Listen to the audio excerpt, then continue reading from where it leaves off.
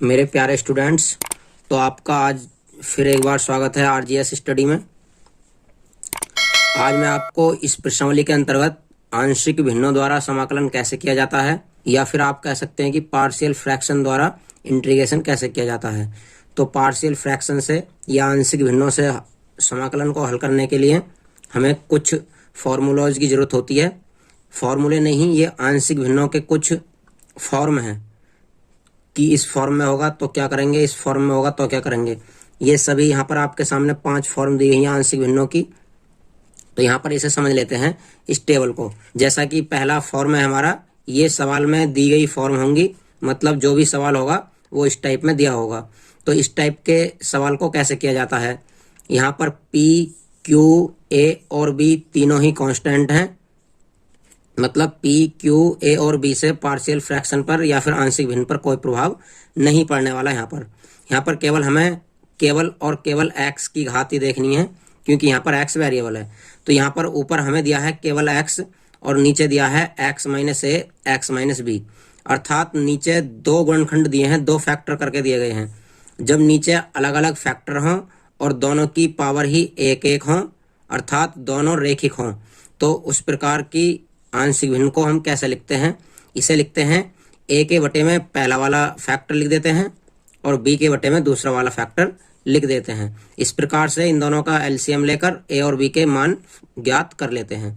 जब इस आंशिक भिन्न में व्यक्त करते हैं तो x अपॉन x प्लस 1 और x प्लस 2 हमारे पास दिया गया है, बराबर लगाएंगे। अभी बताया था आपको कि जब नीचे रेखिक 2 गुणनखंड दिए हों तो a के बटे में पहला वाला गुणनखंड उतार देते हैं जो कि हमारा है x प्लस 1, और b के बटे में हम दूसरा वाला गुणनखंड उतार देते हैं जो कि है x प्लस 2।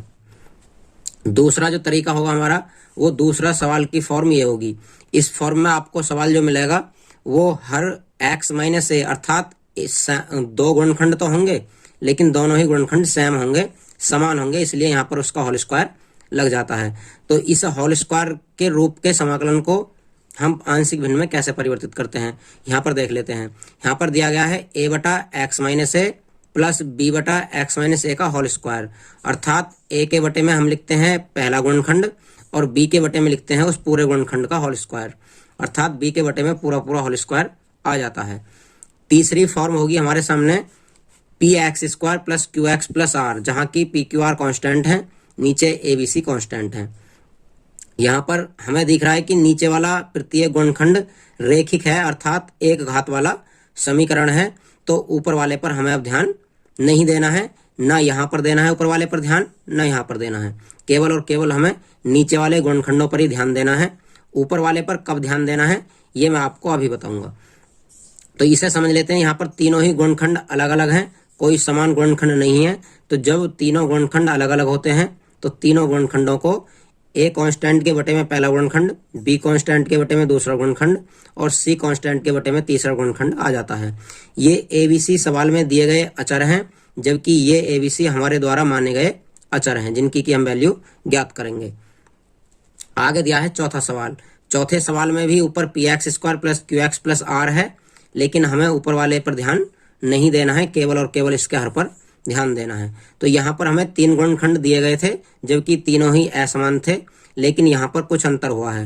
यहाँ पर 2 गुणनखंड समान है, मतलब x माइनस a और x माइनस a यहाँ पर होल स्क्वायर लगाकर दे दिया है, और एक गुणनखंड अलग है। 2 गुणनखंड यहाँ पर समान है, एक गुणनखंड यहाँ पर भिन्न है। तो इस प्रकार के समाकलन को लिख लेते हैं हम a बटा वही पहला गुणनखंड, मतलब इस x माइनस a के स्क्वायर को हम दूसरे वाले पॉइंट की तरह लिख देते हैं, अर्थात a के बटे में x माइनस a और b के बटे में x माइनस a का होल स्क्वायर, प्लस जो तीसरा गुणनखंड है x माइनस b, उस गुणनखंड को सेम टू सेम c के बटे में उतार देते हैं।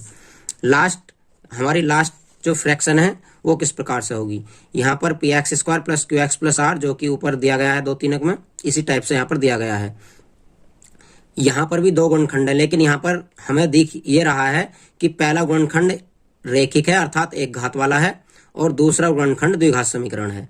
लेकिन यहाँ पर द्विघात समीकरण तो है, परंतु ये इस टाइप का द्विघात समीकरण है जिसका कि आगे गुणनखंड हम नहीं कर सकते, अर्थात X square plus B X plus C गुणनखंड करने के लायक यहाँ पर नहीं है, जो कि नीचे लिखा हुआ भी है, जहाँ का और आगे गुणनखंड नहीं किया जा सकता। जब एक गुणनखंड आपके पास ऐसा हो जिसका कि हम आगे को गुणनखंड कर ही नहीं सकते, तो उस टाइप के सवाल को हम कैसे लिखते हैं। इसे पूरे जो रेखिक होता है उसे a के बटे में ऐसे उतार दिया जाता है। जो द्विघात होता है उसमें एक x ऊपर लिया जाता है ताकि नीचे वाले एक घात से एक घात कम हो जाए, अर्थात ये भी रेखिक माना जाए। तो यहाँ पर हम bx प्लस c लेकर और नीचे वाले को इस टाइप से उतार देते हैं सेम।